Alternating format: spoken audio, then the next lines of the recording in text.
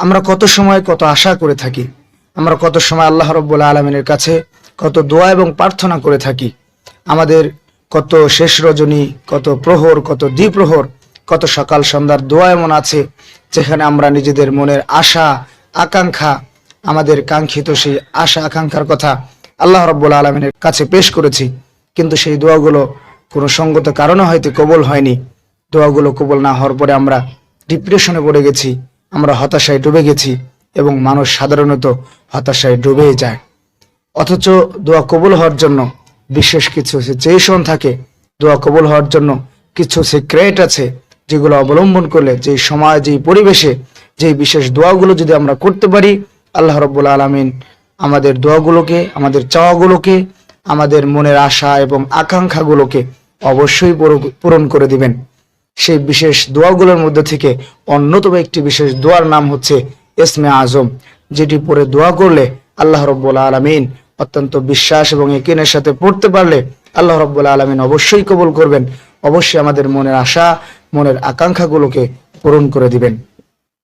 ইসমে আজম সম্পর্কে রাসূলুল্লাহ সাল্লাল্লাহু আলাইহি সাল্লাম বলেছেন, এটি এমন একটি দোয়া যেটি পড়ে যদি কেউ দোয়া করতে পারে, আল্লাহর কাছে কিছু চায়, আল্লাহ রাব্বুল আলামিন তার দোয়াগুলোকে, তার আশাগুলোকে পূরণ করে দেন। হযরত আব্দুল্লাহ ইবনে বুরাইদা আল আসলামী রাদিয়াল্লাহু তাআলা আনহু তার বাবা বুরাইদা আল আসলামী থেকে হাদিসটি বর্ণনা করেছেন। বিখ্যাত হাদিস বিশারদ হাফেজ ইবনে হাজার আসকালানী রাহিমাহুল্লাহ বলেছেন, এই হাদিসটি হচ্ছে ইসমে আজম সম্পর্কে সবচেয়ে বিশুদ্ধতম হাদিস, এবং মুহাদ্দিসিন ইকরাম বলেছেন এটিই সেই দোয়া যেটিকে ইসমে আজম বলা হয়েছে, যেটি পড়ে আল্লাহর কাছে দোয়া করলে আল্লাহ রাব্বুল আলামিন দোয়াকে কবুল করে থাকেন, মনের আশা এবং আকাঙ্ক্ষাগুলোকে পূরণ করে দিয়ে থাকেন।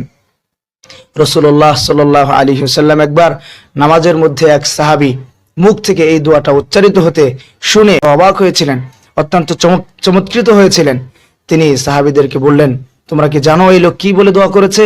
এটি আল্লাহ রাব্বুল আলামিনের ইসমে আজম বলে সে আল্লাহর কাছে দোয়া করেছে, যেটি পড়ে কোনো ব্যক্তি যদি আল্লাহর কাছে দোয়া করে আল্লাহ রাব্বুল আলামিন তার দোয়াকে কবুল করেন। যেটি পড়ে আল্লাহর কাছে যদি কেউ কোনো কিছু চেয়ে থাকে, আল্লাহ রাব্বুল আলামিন তার চাওয়াগুলোকে, তার আশাগুলোকে পূরণ করে দেন। এবং এটি হচ্ছে বিশুদ্ধতম হাদিস, এটি হচ্ছে ইসমে আজম সম্পর্কে সবচেয়ে বিশুদ্ধতম বর্ণনা। রাসূলুল্লাহ সাল্লাল্লাহু আলাইহি ওয়াসাল্লাম সেই দোয়াটি মানুষকে শুনিয়েছেন। আব্দুল্লাহ ইবনে বুরাইদা আল আসলামী রাদিয়াল্লাহু তাআলা আনহু সেই হাদিসটি তার বাবা থেকে বর্ণনা করেছেন। সেই বিশেষ ইসমে আজম, সেই দোয়াটি হচ্ছে এই, আল্লাহুম্মা ইন্নী আসআলুকা বিআন্নী আশহাদু আন্নাকা আনতাল্লাহ লা ইলাহা ইল্লা আনতাল আহাদুস সামাদ আল্লাযী লাম ইয়ালিদ ওয়া লাম ইউলাদ ওয়া লাম ইয়াকুল লাহু কুফুয়ান আহাদ।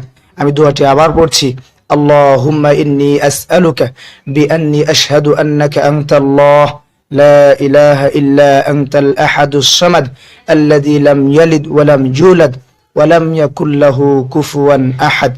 জামিউত তিরমিজি খণ্ড নম্বর 5 পৃষ্ঠা নম্বর 462, হাদিস নম্বর 3475। আল্লাহ রাব্বুল আলামিন আমাদের মনের আশা এবং আকাঙ্ক্ষাগুলোকে পূরণ করে দিক। ইসমে আজম পড়ে আল্লাহ রাব্বুল আলামিনের কাছে আমাদের আশা আকাঙ্ক্ষাগুলোকে পেশ করার তৌফিক দান করুন, আমিন।